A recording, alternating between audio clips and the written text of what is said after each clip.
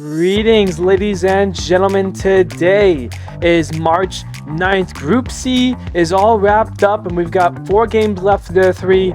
Let's talk about it.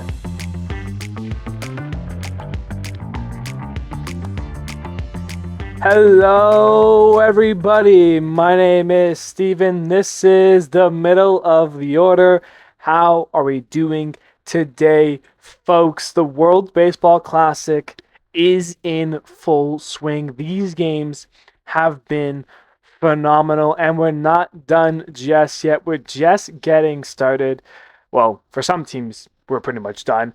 But yeah, today's episode, not sure how long it's going to end up being. There is a lot to go over, a lot to talk about. 21 games, standings, important things we've seen, all things that we'll be talking about in this game or in this episode. So with that being said, let's get started and jump right in. We're going to go in order by group. So let's start with Group A and their games here. Game 1 of the group between Cuba and Panama. This was on Friday. The pitching was the name of this game because both teams only had 5 hits in this game, but Cuba's hits were just a little bit bigger. They got home runs from Yilkis Guber and a 2-run shot from Yoan Moncada. Cuba wins over Panama 3-1. In Game 2, it's Puerto Rico and it's Colombia. Jose Quintana for Colombia, Seth Lugo for Puerto Rico. Both pitched insanely well, as did a lot of pitchers in this game. The only runs in this one came in the 5th inning for Puerto Rico after an error opened the floodgates. They rallied for 5 runs to take care of business as Puerto Rico defeats Colombia 5-0. We get to Game 3 now on Saturday, which has Colombia versus Canada. Canada's WBC. It starts with a bang as Owen Casey launches a 2-run home run. How about Abraham Toro? He picked up 2 RBIs in this game as well, and an RBI each for the Naylor brothers, both Josh and Bo. Canada, they add 4 runs in the 8th inning to put this game away. They defeat Colombia 8-2. Game 4 now, it's Panama versus Puerto Rico. Down by 1 with the bases loaded in the 9th. Puerto Rico ties it on a bases-loaded walk to Willie Castro that ties the game at 2. But Panama gets out of it. They go into extra innings. Jose Caballero singles in a run for Panama. They are back on top. Are we getting the upset we thought we would? No. Panama loses out as Puerto Rico calls game. Daryl Hernandez hitting a walk-off home run, an electric win for Puerto Rico in 10 innings. They defeat Panama 4-3. Puerto Rico moves to 2-0. Game 5, we are now on Sunday. Colombia versus Cuba is how we start this one off.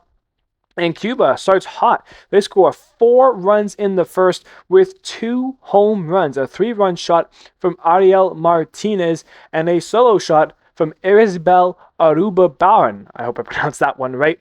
Colombia would have some chances, but we're not making the most of it. A 2 RBI triple from Yidi Capi sealed it and eliminated Colombia from the top 8 as Cuba gets the win 7-2 over Colombia, which leaves us to Game 6 in the evening, Panama versus Canada. It's a tough defensive inning for Canada. They have a couple of errors. Panama scores 3 unearned runs off of Big Maple James Paxton. That gives them the lead late into the 6th inning. Canada would score 1 in the 8th, make it a 1-run game. We get a rain delay in the 9th, but when all said and done, Panama is able to hold on to keep their chances in the quarterfinals alive. They get a upset 4-3 win over Canada. That was the 6 Group A games that we got over the weekend slate here. Let's move on and get to the Group B games, which, if you were not aware, also started on Friday. Game 1, it was Mexico versus Great Britain, and it's a lot of great pitching in this game. We entered the 8th inning, and it was tied at 1. Great Britain had a chance to get the upset win over Mexico here. There was 2 solo shots to get that game tied up at 1. It was Nacho Alvarez Jr. for Mexico and Harry Ford, the new nationals, one of their top prospects for Great Britain. But in the 8th inning, it's Jonathan Aranda putting Mexico over with a 3-run go-ahead shot. And if that 3-run home run was not enough, Mexico then filed in with 4 more runs in the 9th. Well, it was a 1-1 game entering the 8th, finished an 8-2 win for Mexico over the Great Britain. Game 2, USA versus Brazil. Captain America Aaron Judge, he starts the WBC right. He hits a 2-run home run in his first at-bat of the tournament because, of course, he does. That's Aaron Judge. Son of Manny Ramirez, though, Lucas Ramirez, he had a day for Brazil, not with 1, but 2 home runs for Brazil. Another highlight in this game was 17-year-old Joseph Contreras, who gets Judge to ground out to an inning-ending double play with the bases loaded, a huge spot in that game as Brazil was kind of keeping it close for a lot of this game. However, USA, they score 4 runs in the 5th. Brazil, they stay in this one, 3-run in the 7th, including a 2-run home run from Victor Mascai. But it is all for naught. Bryce Terang in this game, he had 4 RBIs, batting from the 9th spot because USA has that kind of talent. Down 3 in the 9th inning, Brazil, it got ugly. USA puts up 7 runs in the game. And by the way, Brazil pitchers, they walked 17 batters. That is not a recipe to win a game. The final score ends up being 15-5 for USA, but it was much closer before that 9th inning started. On Saturday's slate, Game 3, it's Brazil versus Italy after coming off those 17 walks. Brazil's pitchers locked in a little bit more. It took a while for Italy to break through in this game, but they scored 2 in the 6th, and they start to pour it on. Dominic Canzone, he crushes a 3-run home run in the 7th. How about Dante Nori hitting 2 homers in that game in back-to-back innings, homered in the 7th and the 8th. Italy takes it over Brazil. They win it 8-0. In Game 4 is Great Britain, and it's the USA. Tarek Skubal on the bump for America. His first pitch of the game would find the seats as Nate Eaton hits the home run for Great Britain's only run in this game. It was the one and only run they scored. They had the lead for an inning, but Bregman and USA, they kind of get to work here. They start scoring in the 5th. 5 runs, including a 2-run blast from Kyle Schwarber. Bregman and Gunnar Henderson also picking up 2 RBIs in the contest as USA gets the 9-1 win over Great Britain. Bringing us to Sunday's games. Game 5, it's Great Britain and it's Italy. And Great Britain took the lead in the first with 2 runs off of 2 different wild pitches. But Italy, they look good, man. They came to play. They tied the game in the 3rd with back-to-back home runs from Andrew Fisher and J.J. Dordazio. They add 3 more in the 4th and 2 more in the 5th on Sam Antonacci. I hope I definitely butchered that one. I'm not sure why. Antonacci. He gets a little league home run. It's 7 for the final as Italy gets the win over Great Britain. They end up getting eliminated, going 0-3. Brazil versus Mexico, and it is Mexico dominance in this game. 4 runs in the 1st, 6 runs in the 4th, and 4 more in the 6th. Jaron Duran, he had a home run and 3 RBIs. Alejandro Kirk, he had a 3-run home run. He had 4 RBIs in this game. Alec Thomas, he had a home run. He had 3 RBIs in this game. And this one was capped off in style with a 6th inning walk-off mercy rule home run from Julian Ornelas. Just pure belt to ass from Mexico. They defeat Brazil 16-0 as Mexico gets the win over the Brazilians, who are also eliminated from the tournament. They go 0-3 thus far, which now will switch over to Group C. And their games, of course, they got some games already in that we talked about on the last episode. So their first game happened on Saturday, game 5 for Group C here. Chinese Taipei versus the Czechia. After getting smacked around 13-0 the day before, they did the same smacking of their own. Stuart Fairchild, a second inning grand slam, put Taipei up 6, and they only added, of course, Yu Chang was involved. He goes 3 for 5 with 4 RBIs. Chinese Taipei gets a 7th inning mercy rule after scoring 5 runs in the 6th. They eliminate Czechia from the tournament as they fall to 0-3. They finish 14-0 through 7 as Chinese Taipei gets that win. For Game 6, it's Korea versus Japan. This is a big one in the group. Korea goes up early, 3 runs in the first, thanks to Jung Ho Lee and Bo Gyang Moon. But Seiya Suzuki put Japan within 1 with a first inning 2-run home run. Later, it was, of course, Shohei who ties the game, a solo shot for Otani, the first of 3 home runs in the inning, as Seiya Suzuki hits a go-ahead solo shot for his 2nd home run of the game, and he goes back-to-back with Masataka Yoshida, who added another run for Japan. But this one isn't over yet. Hae Sung Kim hits a 2-run home run that ties the game up for Korea. We're back to even.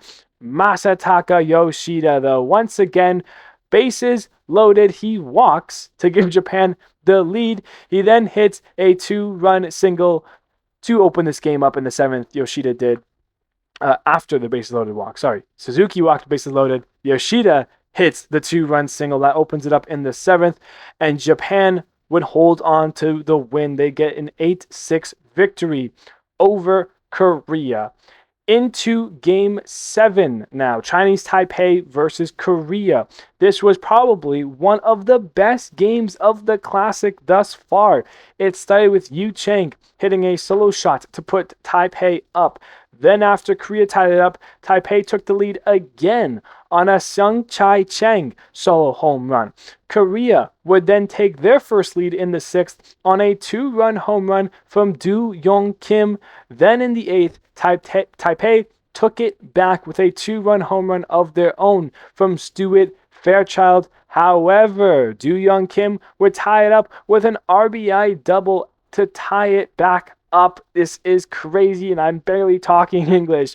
This one went to extras, where Chinese Taipei was able to score a run in the top half and hold Korea in the bottom half. They get an emotional win over Korea to give them a chance to continue on as they win in the 10th inning, 5-4 Taipei over Korea.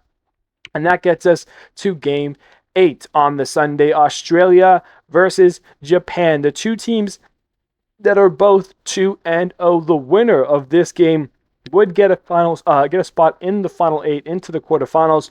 Australia scores the first run in the 6th inning on a double steal error, but Japan would get their lead on a 2-run home run from Masataka Yoshida in the 7th inning.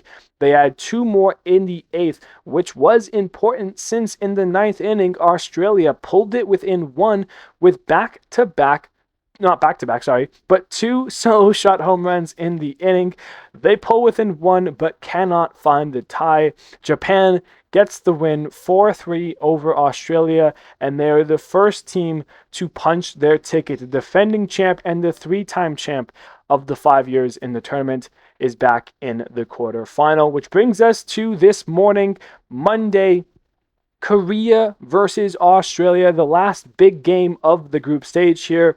Australia, if they find the win, they would find themselves in the top 8. If they lose, we would have a 3-way tiebreaker between Australia, Korea, and Chinese Taipei. And it works out with a low-scoring game loss, Australia would get in. If Korea scores more than 7 runs, that would knock out Australia, but would need to keep the score low enough to not allow Chinese Taipei to get in over them as well. So how does this game unfold? Bo Young-moon, he continues his great tournament. He had himself a game today. He gets Korea on the board, a 2-run shot. Jung-ho Lee adds to that with an RBI double, who then leads to Bo Young-moon again. He gets an RBI double in his second at-bat, and then an RBI single in his third at-bat, his fourth RBI of the game. He put Korea into the next round as it stood right there. 5-0 Korea would send them into the top 8, but not so fast. Robbie Glendenning, he goes deep for the Aussies. That means that even though the Australians were down 5-1, that was still good enough for Australia to move into the top 8. The next inning, though, it goes back to Korea as Do Young Kim gets an RBI single, and now Korea is back in front and in control. In the bottom of the 8th, Travis Bazana gets Australia hyped. His RBI single puts the Australians back to down 4, but also would put them into quarterfinal territory, and they just need to get the 3 outs in the top of the 9th to secure it. Unfortunately, Korea would come back with runners at the corners. It's the most electric sac fly you'll ever see in your life. And with the final score being 7-2, Australia, who loses this game, would join Korea and Taipei in the 2-2 tiebreaker, but they unfortunately miss out. Korea does what they need to do. They score more than 7 runs, and they hold Australia to just 2 as they win 7-2, and they clinch their ticket into the top 8. A very dramatic and big game of the tournament thus far. Let's get into the final group in Group D. Talk about those games starting out on Friday with Game 1, the Netherlands versus Venezuela. Some back and forth started this game with both teams scoring a run, and in the bottom of the second, it's Javier Senhoja who puts up a go-ahead solo shot. Venezuela is up, and they did not give up the lead from that point on. They score 4 more in the 5th with the help of a Wilson Contreras 2-run single. This first game of the group goes Venezuela's way as they defeat the Netherlands 6-2. Game 2, it's Nicaragua versus the Dominican Republic. Christopher Sanchez, he becomes the first pitcher in World Baseball Classic history to strike out 4 batters in an inning. Thanks to a drop third strike reach, he was able to do that. However, that doesn't mean he was great in this game. The Cy Young runner-up finished with 3 runs given up in only an inning and a third. It wasn't looking great. A surprisingly close game in the 6th. Nicaragua was closing in on an upset win over the DR, but that surprisingly close game turned ugly really fast. Junior Caminero crushes a 2-run shot, which then in the 8th opened the floodgates as the Dominican Republic scores 6 runs with the help of Julio and a solo shot from Rodriguez. An O'Neal Cruz pinch hit 2-run home run that was absolutely crushed. What was 3-3 ends up being 12-3 as the Dominican Republic defeats Nicaragua. In Game 3, now on Saturday, Nicaragua versus the Netherlands, the 2 teams that lost in the first game. They are tied at 1 late in this one. Nicaragua, they have their WBC moment. Jeter Downs, a 2-run go-ahead home run, puts Nicaragua up, and they're just 1 out away from their first ever win in the WBC. 2 outs in the 9th, 1 out away. Cedane Rafaela, a bloop single into right center, followed up by the captain of the team, Xander Bogaerts. He crushes a ball down the line. It would be a ground out, but the ball hits off the bag. It bounces over the third baseman. The tying run is now in scoring position at second base. It's a double for Bogaerts. Ozzy Albies comes up to the plate, and you just get this feeling of there's no way this is happening as Albies swings and sends a ball over the wall, a 3-run walk-off home run, making history as the first ever walk-off home run in the history of the WBC. while also breaking the hearts of all the Nicaragua fans in what would have been their first ever win, is history for the Netherlands as they defeat Nicaragua 4-3 in this World Baseball Classic game, one of the better games of the Classic. Game 4, Israel makes their WBC 2026 debut, facing off against Venezuela. And Venezuela was all over this game. They scored 4 runs in the first, including a 2-run home run from New Reds' Eugenio Suarez. And how about Luis Arias, known power hitter Luis Arias? Question mark. Not 1, but 2 home runs in the game. A super impressive 4-for-5 night with 5 RBIs for Arias. Venezuela cruises to the win. They defeat Israel 11-3, which brings us to Sunday and game 5 of the group. It's the Netherlands and it's the Dominican Republic. The DR scored 2 runs in the first to take the lead.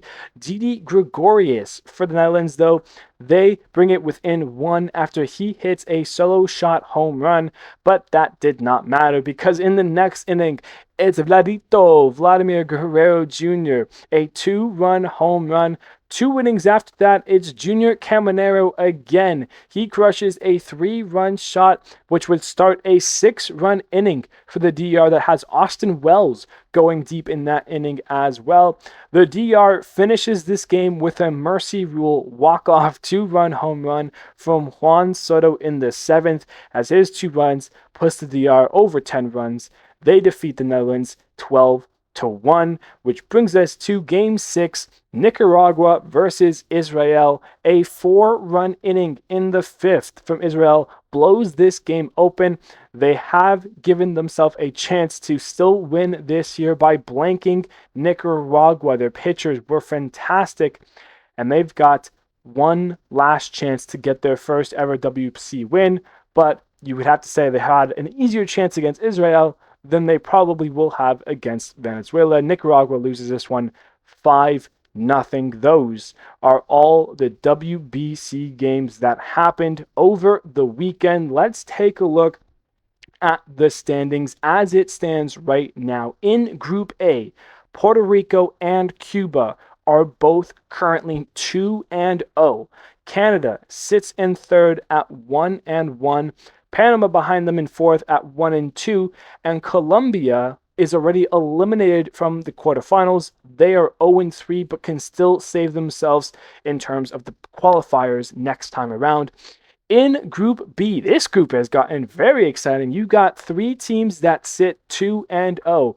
Mexico, Italy, and USA are all 2-0. Each of those 3 teams beating up on Great Britain and Brazil. Both of them are 0-3, both of which are eliminated. They are going to be playing for who gets to be eliminated from the WBC and who needs to qualify next time around.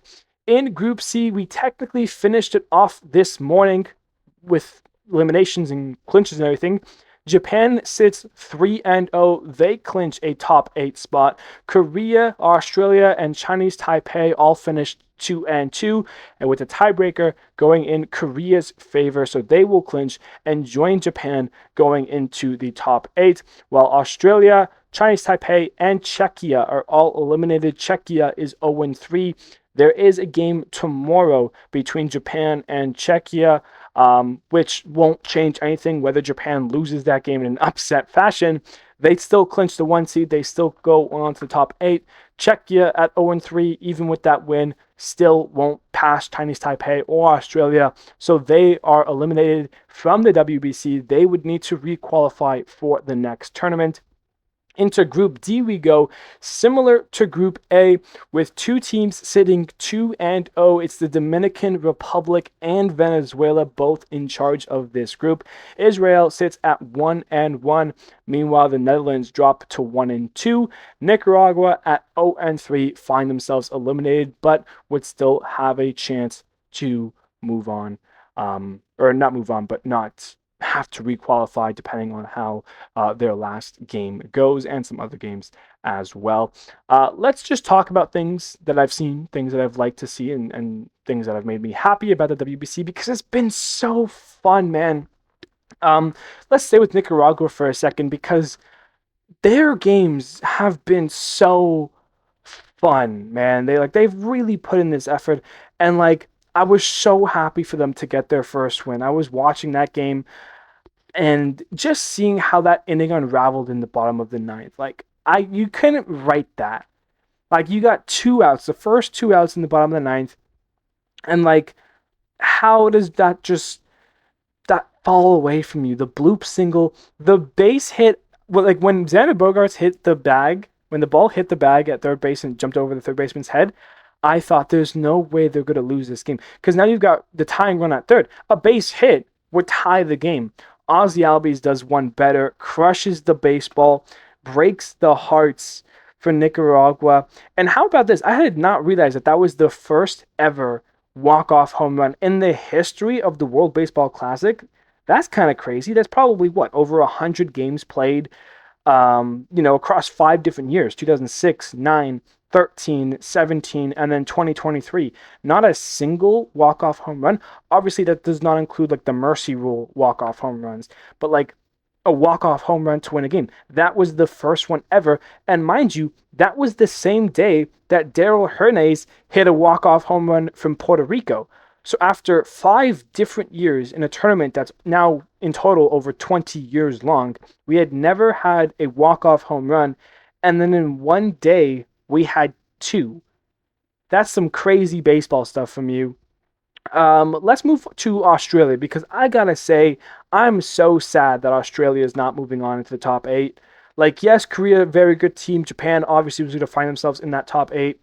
But Australia was playing so well. And I went to bed thinking, as long as they can hold Korea to 4 runs, 5 runs, they would get their shot to play in the top eight. And I thought that the way they had been playing, they deserved that. Like there were a lot of guys whose names that I knew from the last World Baseball Classic, but other guys that came up and had big moments that I got to like learn again this year. Australia is surprisingly a good baseball team, and it's just when I woke up and I saw the score and I watched the highlights, I'm just like, how did you guys let it slip? Like they were playing so well, man. Like they really like you put them in like a different group. We put them in the group A, pool A. Like they are cleared. Like they did really well. They get the unfortunate win, of course, against Japan. But again, that's a 1 run game. To say that you brought Japan to a 1 run game, that's pretty impressive. And then just like they did what they needed to do against both Czechia and Taipei, and you just needed to close it off against Korea. But even if they did lose, which they were going to lose, I mean, it was 5-0 at like the fifth inning. Like it was in Korea's favor to win that game, but they just needed to do enough to push them into the tiebreaker. They fall out of it, they lose. Just a terrible way to end the WBC. It's really unfortunate for them. I think they played really well, and I really, really, really hope that next year, or not next year, but the next World Baseball Classic, they get their shot because that, to me, is like that. Like Australia was I'm very surprised by Australia. That's what I'll say about that. Um, We've got 3 battles for the top teams right here. 7 teams are still 2-0 if you missed the standings. Puerto Rico, Cuba, Mexico, Italy, USA, Dominican Republic, and Venezuela. And I gotta say, one of these teams is not like the other. Puerto Rico and Cuba, not surprised, are 2-0. Dominican Republic and Venezuela, not surprised, are 2-0. USA and Mexico, not surprised, they're 2-0. Italy, I'm a little surprised in.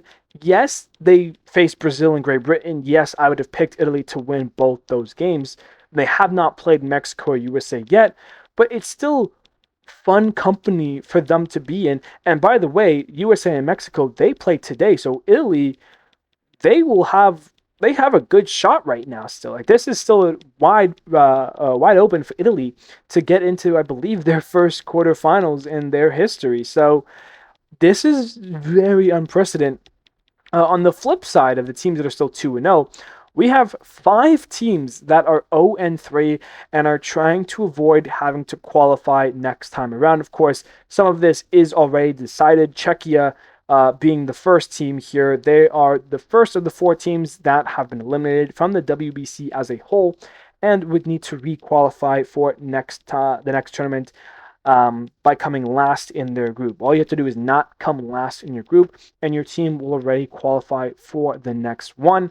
Right now in Group A, Colombia is 0-3. They need to beat Panama, which by the time you're listening to this game is probably already going on, if not finished or close to finishing. They would need to beat Panama to have a chance, or to have another different chance, they would need Canada to lose both Cuba and Puerto Rico. If Canada does that, then you can have a situation where you have three teams in a 1-3 tiebreaker, 1-3 record, and the tiebreaker, we'd have to see who would end up losing out there. In Pool B, it's the most exciting one, I gotta say. It's Great Britain and Brazil. Both these teams are 0-3 after losing to USA, Mexico, and Italy. They play each other today, by the time you're hearing about this right now, if not close to the end of this game. Brazil has still never won a WBC game. If they do so against Great Britain today, then they would clinch the next WBC already. Great Britain would fall out, have to now re-qualify next time around. If Great Britain wins, Brazil still have never won a WBC game. They would fall back out and would need to re-qualify. Of course, as we mentioned, Czechia in Pool C, they're already 0-3. Whether they finish 1-3 or 0-4, they're still out and would need to re-qualify next time around. And then in Pool D, you have Nicaragua, who's 0-3. They have still never won a WBC game. We're so close against the Netherlands. That would have been huge for them. Their last game is against Venezuela. They need to beat Venezuela and have Israel beat the Netherlands to have a chance at a tiebreaker.